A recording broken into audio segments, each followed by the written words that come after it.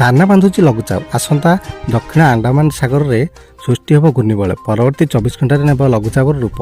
ଦକ୍ଷିଣ ଆଣ୍ଡାମାନ ସାଗର ପାର୍ଶ୍ୱବର୍ତ୍ତୀ ଦକ୍ଷିଣ ପୂର୍ବ ବଙ୍ଗୋପସାଗରରେ ଅଞ୍ଚଳରେ ଲଘୁଚାପ ସୃଷ୍ଟି ନେଇ ପୂର୍ବାନୁମାନ କରିଛି ଆଞ୍ଚଳିକ ପାଣିପାଗ କେନ୍ଦ୍ର।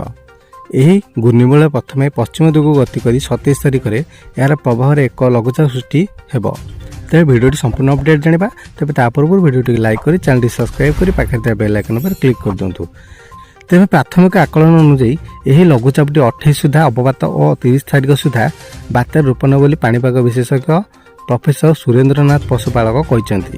ଏହା ବାତ୍ୟାରେ ପରିଣତ ହେଲେ ମିଆଁମାର ଦ୍ୱାରା ପ୍ରଦତ୍ତ ନାମ ମିଚାଙ୍ଗ ରହିବ।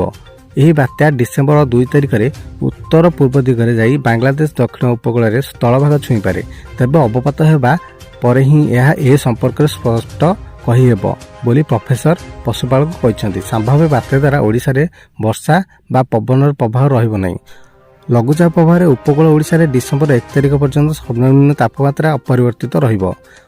ଆଭ୍ୟନ୍ତରୀଣ ଦକ୍ଷିଣ ଓ କେନ୍ଦ୍ରୀୟ ଓଡ଼ିଶାରେ 1 ତାରିଖରୁ ରାତିରୁ ତାପମାତ୍ରା ପ୍ରାୟ 3ରୁ 4 ଡିଗ୍ରୀ ହ୍ରାସ ହେବ।